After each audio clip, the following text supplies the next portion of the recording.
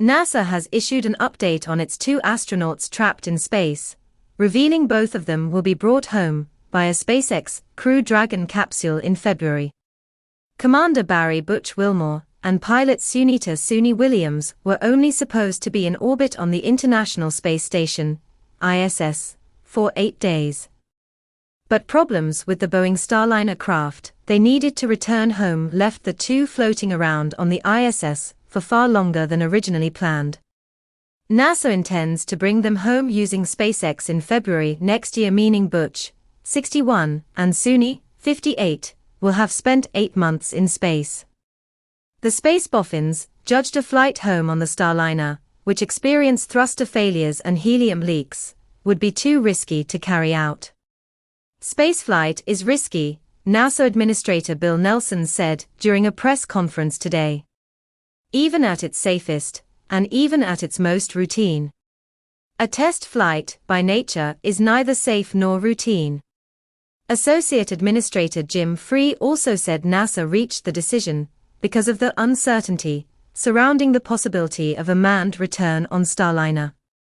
The decision is another blow for Boeing, adding to the safety concerns plaguing the company on its aeroplane side.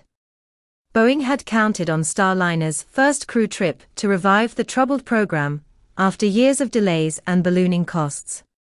The company had insisted Starliner was safe based on all the recent thruster tests both in space and on the ground.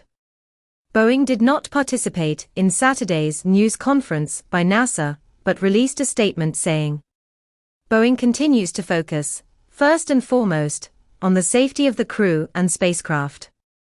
We are executing the mission as determined by NASA, and we are preparing the spacecraft for a safe and successful uncrewed return." Retired Navy captains with previous long-duration spaceflight experience Butch and Suni anticipated surprises when they accepted the shakedown cruise of a new spacecraft, although not quite to this extent. Before their June 5 launch from Cape Canaveral, Florida, they said their families bought into the uncertainty and stress of their professional careers decades ago. During their lone orbital news conference last month, they said they had trust in the thruster testing being conducted. They had no complaints, they added, and enjoyed pitching in with space station work. Butch's wife Deanna was equally stoic in an interview earlier this month with WVLT-TV in Knoxville, Tennessee, their home state. She was already bracing for a delay until next February, saying, "You just sort of have to roll with it."